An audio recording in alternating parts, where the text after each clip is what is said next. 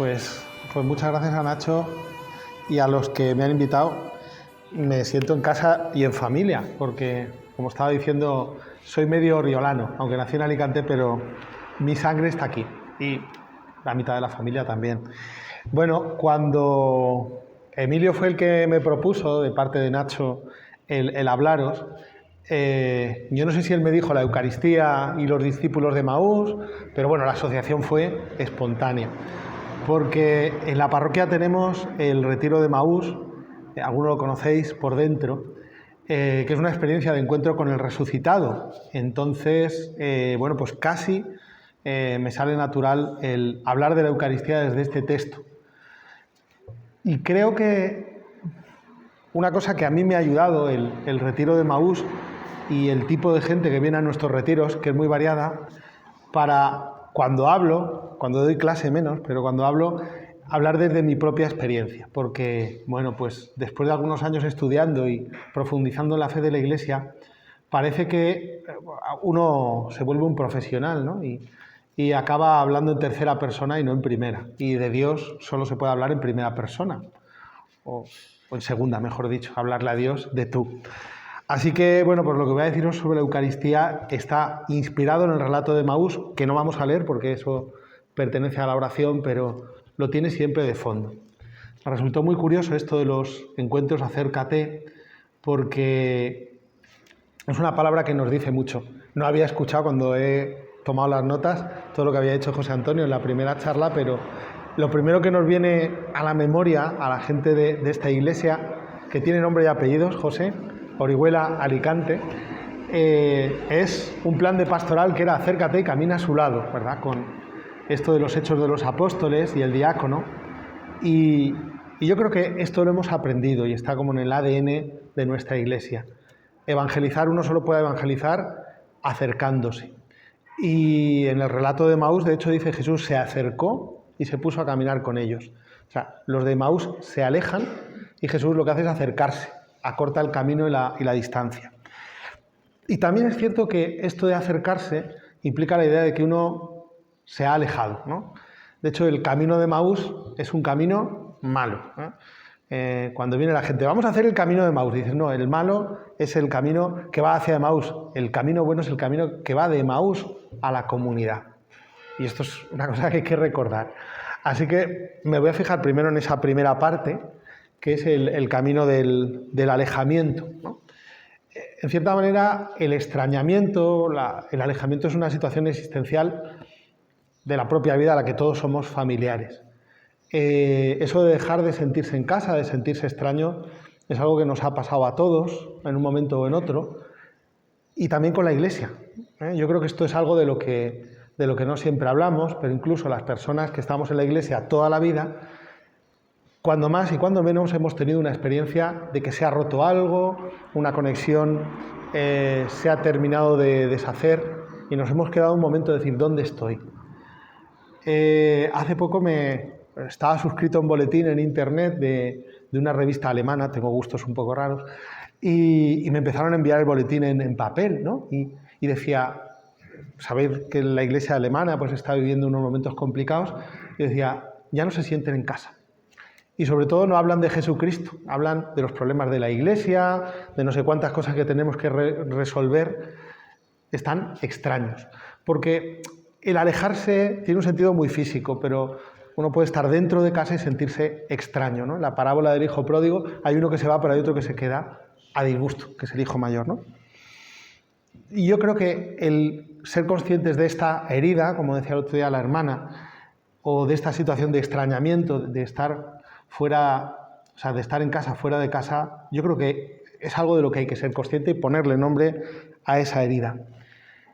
En aquellos dos discípulos, pues el extrañamiento, el no sentirse en casa, se ve desde el principio. Jesús se puso a caminar con ellos, pero sus ojos no eran capaces de reconocerlo. La tradición, con minúsculas, dice que San Lucas es médico, así que a los ojos de los discípulos no les pasa nada. O sea, ven bien, pero no reconocen. Y esta situación de extrañamiento, de no reconocer a Jesús y de tenerlo como un extraño, se va manifestando en varias cosas. La primera, ya no se sienten a gusto en la comunidad. Y el mismo relato de Maús dice, es verdad que algunas mujeres de nuestro grupo nos han sobresaltado. Es decir, lo primero, bueno, son mujeres, perdona la expresión, ¿verdad? Pero nosotros hoy diríamos otra cosa. Bueno, sí, ¿qué van a decir los curas? Los curas tienen que hablar de Dios, ¿qué van a decir las beatas? Bueno, pues esas situaciones todos la hemos sentido en algún momento.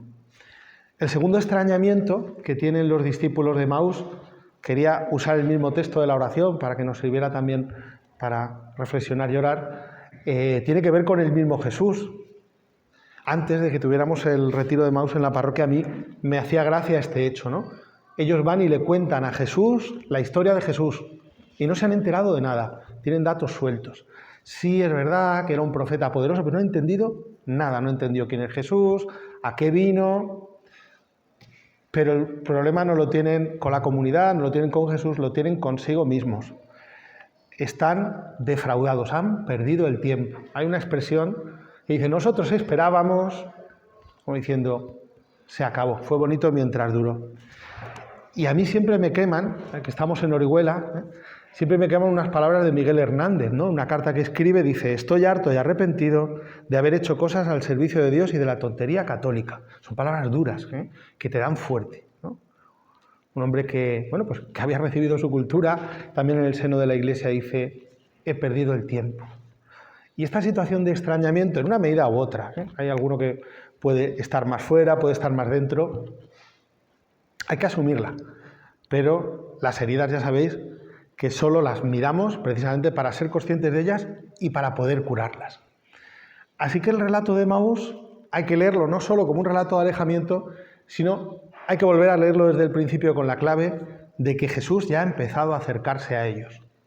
Y entonces el relato de Maús nos hace entender qué es la Eucaristía. Es decir, el primer golpe, al leerlo, dices, estos no se han enterado de nada, pero Jesús sí lo sabe. Entonces Jesús lo que hace es, en cierta manera, celebrar una Eucaristía con ellos. Ellos no saben que ha empezado. Por eso la manera de combatir el extrañamiento es volver a sentirse en casa, hacer hogar y entender la Eucaristía como hogar. De hecho, lo primero que hace Jesús es interesarse por su vida. ¿De qué hablabais mientras ibais de camino? Por cierto, no controlo el tiempo, me hacéis una señal. ¿De qué hablabais mientras ibais de camino?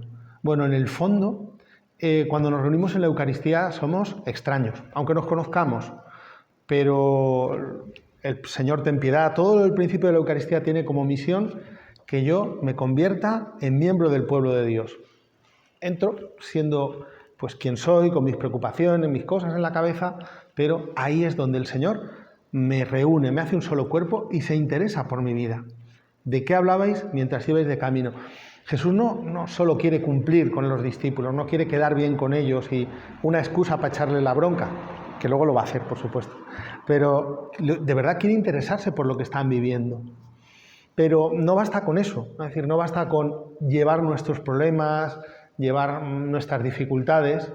Dice que Jesús les explica las Escrituras.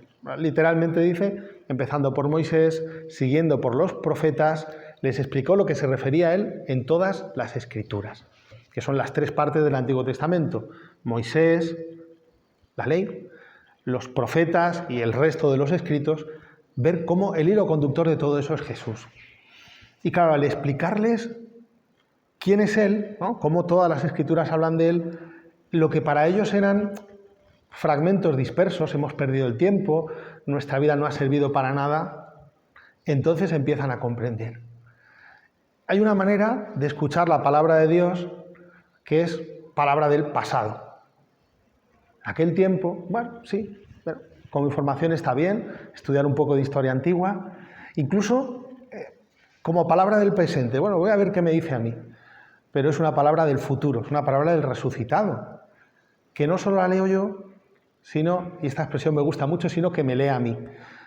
Había un libro, solo vi la portada y me leí, me gustó el título, pero no me lo compré, pero en San Jorge me conocen y tal. Solo leí la solapa, dice, el libro que me lee. Entonces dicen que era una señora en África que iba con su Biblia todos los días y uno se quiso reír de ella y le dijo, siempre vas con el mismo libro, a ver si te lees otro. Dice, yo leo muchos libros, pero este es el único libro que me lee a mí. Es decir, las lecturas de la misa, cuando las vivo en primera persona, o si queréis en diálogo, en segunda, me leen a mí. están hablando de mi historia y de la historia de salvación con Dios. Es verdad que a estos dos discípulos les calienta el corazón el escuchar la palabra de Jesús y la explicación que Jesús da, pero no se dan cuenta que es Jesús hasta que Jesús hace su gesto más característico, que es partir el pan. Y aquí es donde la Eucaristía, la celebración de la misa, la Eucaristía nos vuelve a sorprender cuando la entendemos, cuando nos metemos dentro de ella y entendemos que es nuestra historia y la historia de Jesús la que se está contando ahí, porque no es solo palabra, no es solo narración, descripción, sino que nos abre el corazón, hace que se nos abran los ojos, hace que nuestra vida no solo intelectualmente tenga un hilo conductor, sino que tengamos un encuentro. El verdadero camino de vuelta de Emaús empieza cuando los discípulos reconocen a Jesús en la Eucaristía, cuando reconocen que Jesús está vivo. Me ha hecho mucha ilusión cuando venía ver en la calle Mayor carteles que ponía Cristo vivo. Yo decía, así me gusta, ¿no? Es decir, Cristo ha resucitado, que es algo que los cristianos decimos poco. Jesucristo ha resucitado, está vivo. Y bueno, todavía seguimos acostumbrados, ¿no?, a una espiritualidad más de la cruz, del sufrimiento, que lo hay. Pero esta espiritualidad, esta manera de encontrarnos con Jesús en la vivencia, a mí personalmente me ha ayudado mucho descubrirlo yo y descubrir con otras personas que Jesús no es alguien del pasado, sino que camina conmigo, ¿no?, como con estos discípulos. El asunto es que tampoco se acaba el encuentro de los discípulos hasta que los discípulos no vuelven, no hacen el camino contrario, es decir, no vuelven a la comunidad.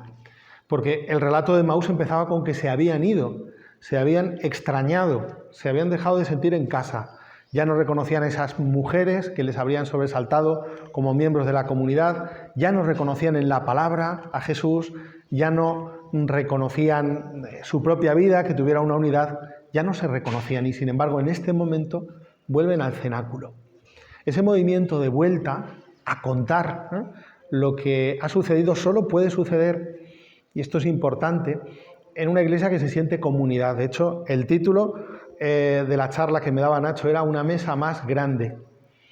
Parte de nuestras decepciones con la comunidad y con la Eucaristía están una relacionada con la otra. Perdemos el sentido de comunidad, el sentido de familia en la iglesia, el sentido de que somos hermanos, que no es una cosa que decimos los curas, queridos hermanos, así como el que no quiere la cosa, ¿no? Es decir, que de verdad lo somos. Cuando perdemos ese sentido, se nos hace un poco raro, ¿no?, tener a alguien sentado al lado, darle la paz, incluso ahora con esto de la pandemia te alejas un poco. Es decir, solo cuando has experimentado que Jesús está vivo y que da sentido a toda tu existencia y que seguramente lo habías conocido mal o lo habías entendido mal, solo entonces vuelves a sentirte en casa.